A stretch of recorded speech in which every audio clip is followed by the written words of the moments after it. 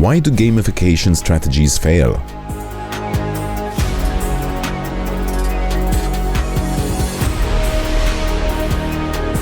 Good morning, everyone, and welcome to this first panel of the day. I'm very, very excited. I'm Jenny Ortiz-Bolivar. I'm a journalist for 15 years now, a former CNN Philippines producer, and now Sigma World's Asia lead, senior journalist and reporter. And gamification is a word that I've been encountering for years. And you know, it's been there in this industry, iGaming. Yet, of course, many implementations fall short. And this is the reason why we're having this panel discussion early this morning. I'm very, very excited. I'm honored as well because we have distinguished panel members. I will, of course, give the chance for all our panel members to introduce themselves briefly so they can tell us what they do in the space. All right? It's okay. It's on. Hi, nice to meet you, everyone. My name is Kate, and I'm from SoftSwiss Game Aggregator. I do business development, and I help operators to enhance their game portfolio together with retention tools and gamification tools such as Jackpot Aggregator and Tournament Tool. Excited to be here today. Hi, everyone. I'm Dan Morrison. I'm the Director of New Business at FastTrack. We help operators scale up, automate all of their customer-led strategies, and create real-time situations for all of their players. Hi everyone, I'm Felipe. I'm originally from Chile, and what we do, I'm the owner of Miela. It's a company that helps operators and other companies to enter Latin American markets through advertising, user acquisition, and retention as well. And yeah, very excited to be here. Yeah, good morning, everyone. My name is Tom. I'm the founder and CEO of SavageTech. And since yesterday, I am allowed to say that we built an award-winning gamification. Woohoo! Congrats. Congrats, Tom. Now, of course, we're here to answer the question why. Why do gamification strategies fail? But of course, let's start broad. In your experience, what are the most common reasons gamification strategies fail in iGaming? I want to start with Dan. Dan, because you've during our discussions you flagged issues like lack of purpose, poor integration, and bad game design. Can you share an example where gamification felt, tacked on or lack?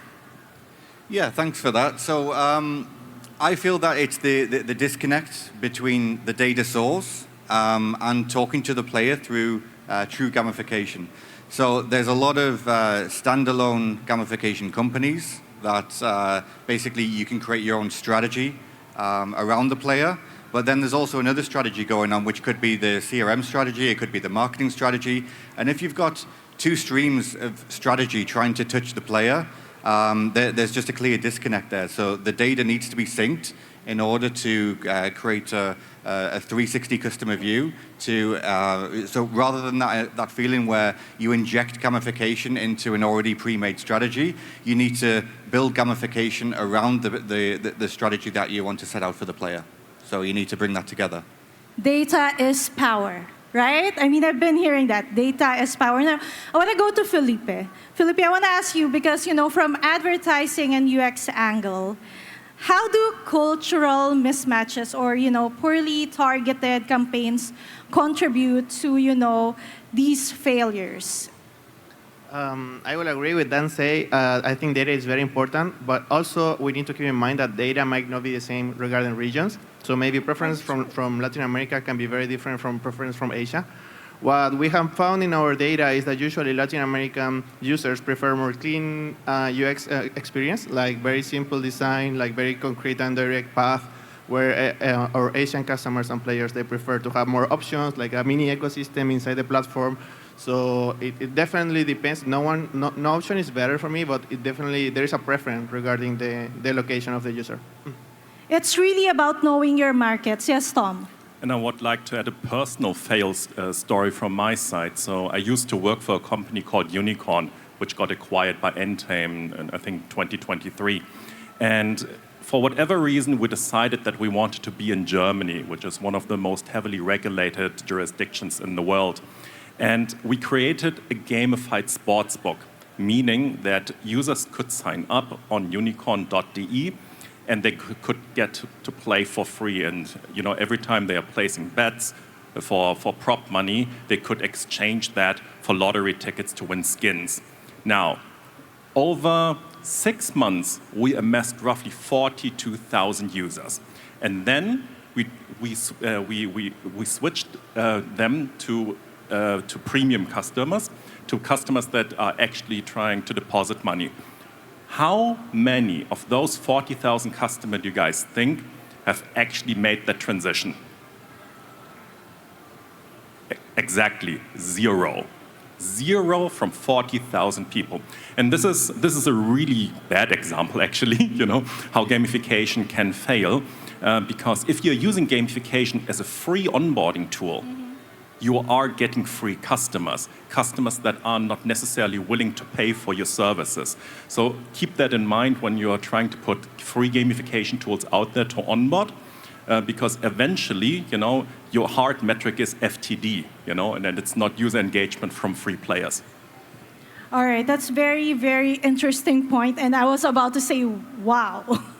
Wow, maybe not in a good one, but again, we're learning, right? Learning, and that's a good lesson to keep, especially for those operators listening to us right now. Now, I want to ask Kate, I want to talk about, how to make, because of course, when we think of gamification, we think it should be fun. That's a word, right? It should be fun, of course.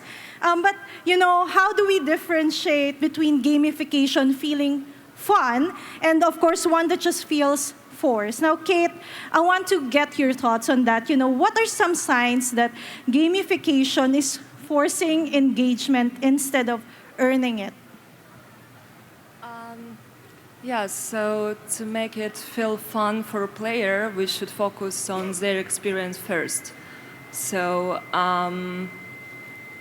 we should not follow only KPIs we target, but focus on players, which means, for example, we are launching a tournament or a jackpot for a player, and minimum qualifying bet is €2. And we have a significant amount of players who are used to bet like 1.5 or 1. So here we are forcing them, but we can do another way. We can give them an opportunity to choose, and flexible products, adjustable products, they allow us to do that, to segment players and to offer tailored opportunities for them. Interesting. Anyone who wants to add to that? Yeah, I think it all comes down to knowing your player as well. So it's not a one-size-fits-all strategy. I've seen a lot of efforts from a lot of operators. When you register, you sign up, everyone gets the same wheel, the same scratch card, the same free spins, and it doesn't really make sense. So it's all about creating that player profile with the data points available. And to be able to utilize that to then understand what the player came to the site to do, you create that playbook, and then you can play that back to that player at certain times when you need to engage with them to either stop them churning or push them to the next level. All right, now I want to ask Tom, because you've developed a gamified avatar, right? What principles of real game design did you use to ensure the experience was enjoyable and at the same time authentic? Absolutely. I think when it comes to real game design, the most important thing is that it is not confusing for the player. There is a clear path to gratification, which means that you cannot overload the user with too many complex questions and choices. And for example, with our avatar, it is a very straightforward thing. We put encounters in the game, and anytime you're creating turnover for the operator, you receive action points to solve these kind of encounters. And to be honest, in the beginning, we failed at it because I was going at it from a video game player point of view, and I tried to make an avatar that fits that audience. But we very, very quickly realized that we are not creating a gamification for video game player, we're creating a gamification for punters, and that made a huge difference. It's really about, well, I guess for gamification to really work, it's trial and error, knowing your markets, knowing your players, right? Now, Dan, I want to go back to you and ask, how important is progress visibility? And how do you ensure it doesn't lead to, just badge fatigue? Yeah, it's a good word to bring up, badge fatigue. Obviously there's different badges. Everyone's seen different versions of gamification and how you can get from point A to point B to point C, etc. And it very quickly can lead to badge fatigue. For instance, player A goes to a casino, they register, they whiz through 8, 9, 10 stages, and then they come back the next time, they're still on level 10. Level 10 requires 10x more XP points than it does to get from level 1 to 2. They stay on that level for 2, 3, 4 sessions. A good counter to that could be, if the player logs in again in a certain time frame, you can then give them a free level up so they don't feel like they're stagnant and staying on the same level. So there's loads of counters you can do to stop badge fatigue, as well as segmenting the players. Obviously, a VIP doesn't want to stay on level 120 for 30 sessions because he needs to collect so many XP points. So you would then change that, for free level ups, power ups, whatever it may be. That could be done from withdrawals, wagering, etc. I can see that Tom is very ready to jump in. Yes, Tom. Yeah, I absolutely agree with Dan, but there are two main principles that you can apply in order to combat badge fatigue, or as I call them, zombie badges. So first of all, a badge must be earned, right? So you cannot give out a badge just for using the slot machine one time and, hey, here, now you have a golden trophy. This is the first thing, right? The second thing is adding multiplayer to it. Those badges are an achievement, and certain achievements are better than other achievements, and you want to show this off. So what you need to do is create a leaderboard where you can actually display these kind of badges and make sure it's not 1,000, but rather, make them meaningful, impactful, reduce it to 50, for example, and put a percentage on it. This badge was only obtained by 1.5% of all players on the site. And with that, you're creating an incentive for other players, for other VIP players to, only 1.5%, let me get that. No zombie badge, everyone. No zombie badge. All right, now, I want to go to this next topic, or anyone else who wants to add to that. I want to talk about retention versus acquisition. I know, we had an earlier discussion, and it's been a very, very interesting part of the discussion. I want to, because gamification is often used to drive retention, but, Felipe and Kate, you both highlighted its role in acquisition. How can gamification do this? I want to start with Felipe. Of course, from your work with the Latin American markets and user acquisition, how can culturally tailored gamification act as an onboarding tool? For me, the key to make gamification as an acquisition tool is to make it community-driven. So basically, the people that are already inside, they have an identity. With, let's say, the topic that you discussed before about the badges, it needs to feel earned. There needs to be an investment from the player into the platform. So when he feels proud or he feels like some sort of achievement, he's willing to share. So like offering some bonus or points or whatever reward tool that you are using for inviting new users or inviting their friends, that they usually have a community in Latin America. That's usually a good way to get acquisition. So because of that, you get the higher retention for the new users because they are already engaged with the previous members. That's opposed like what was discussed before about the free gamification gifts or things that the retention or the investment is not that high when there is a community engagement and the feeling to showcase the progress to their peers. For me, that's the best acquisition method you can use with gamification. If players really can relate to that, right? Kate, do you have anything to add to that? Yeah, here I would love to add that when player and on the website, gamification tools are a must to make them stay. So when we acquire new traffic, and players enters the website and he sees that, oh, I can not only play my favorite game, but I can win here and I can win here and find some extras. Yeah. That's what matters and brings results. Right, right. How about you then?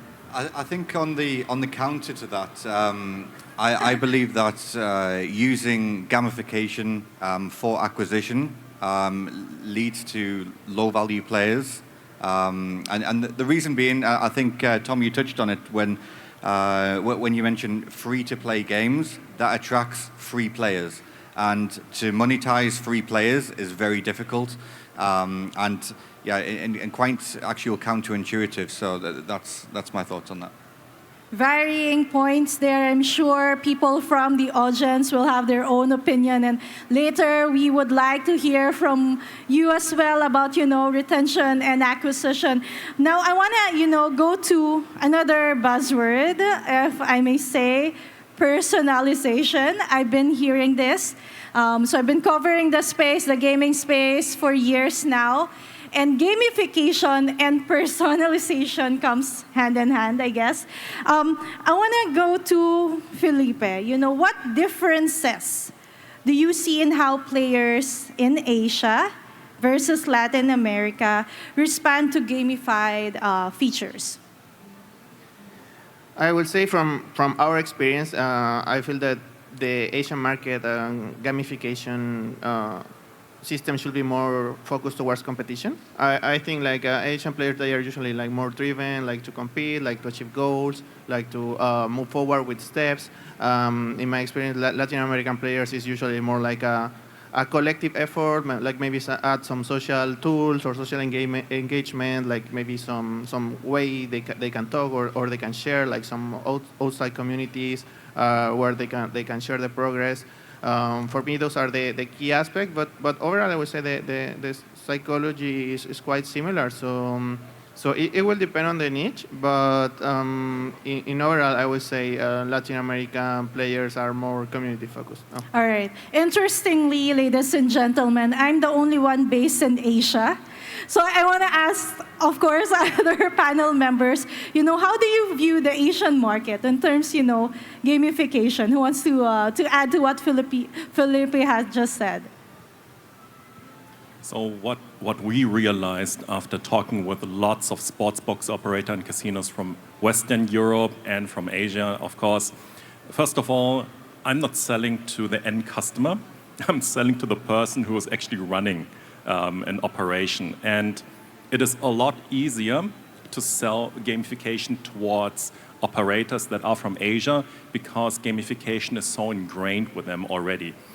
In Western Europe, when I'm talking to someone who is 60 plus and his operation expertise comes from horse racing, chances are that this person is just not going to understand it, right? And I mean, we already pushed the boundaries with our gamification, right? To me personally, I feel like Asia is a much easier market to implement gamification, to be honest. Will our audience agree to that? Okay. I'm seeing questions now from our audience, so I'm gonna start reading some of it so we can, accommodate your questions. So again, for our audience members, go to slido.com and put your questions. We want to hear from you, of course. So let's answer one first. Okay. And anyone can answer, of course.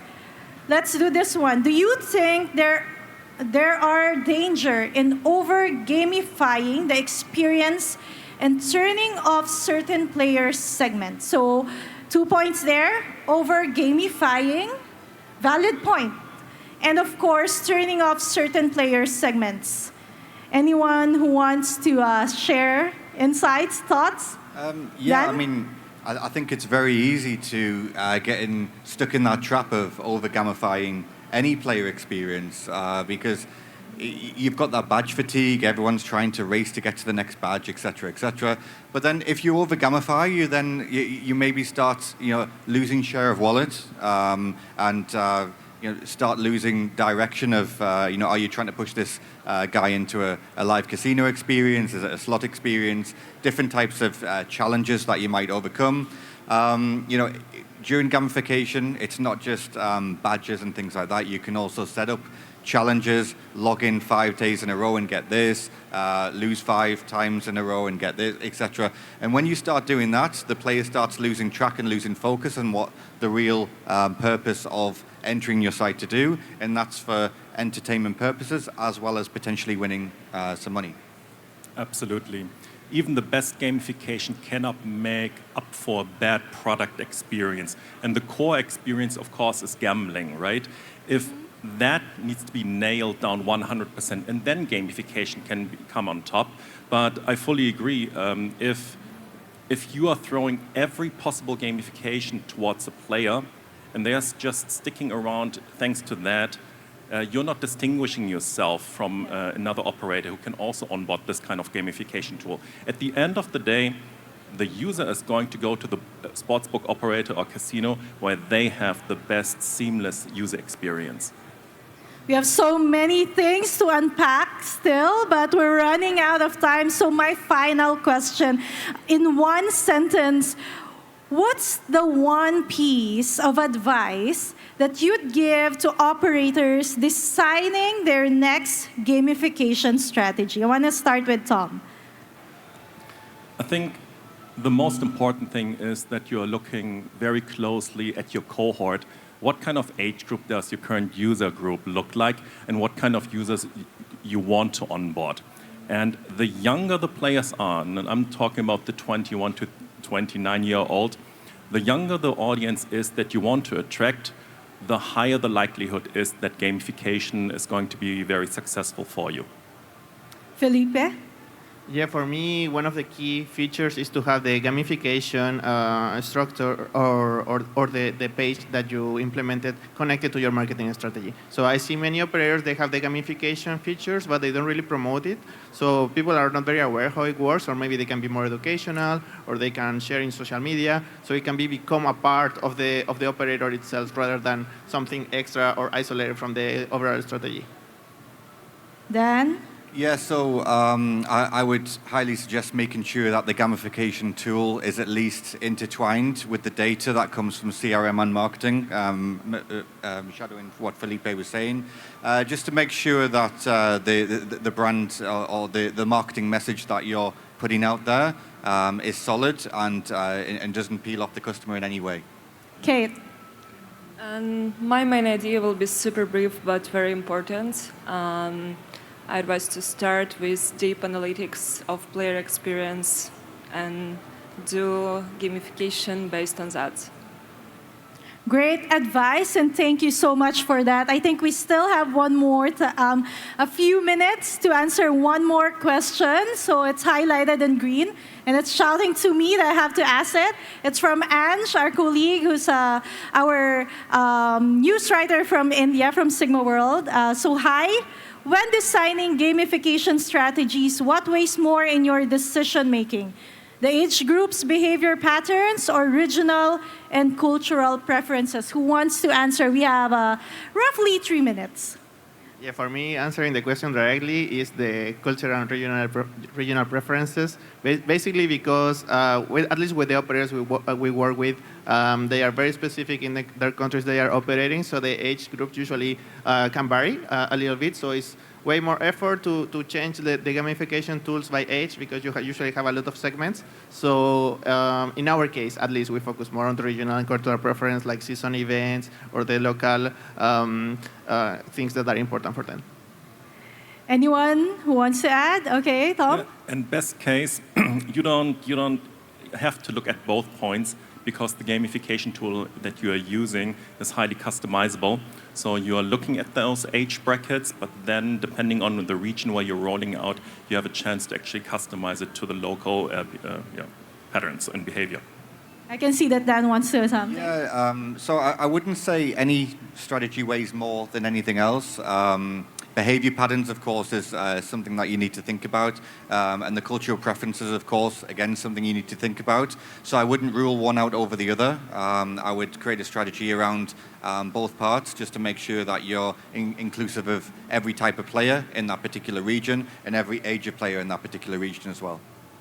All right, so that's it for our first panel of the day. So many things we've unpacked there, from cultural blind spots and badge fatigue to poor design and short-sighted metrics, but also spotlighted what success looks like for gamification. Now, thank you again to our incredible panel members, of course.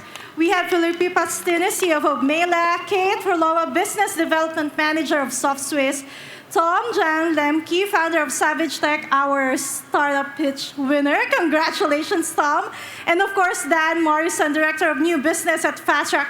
To everyone, thank you so much for joining us this morning. So much more in store for you here at Sigma Stage, so stick around. Wow, thank you to Anna, and thank you for your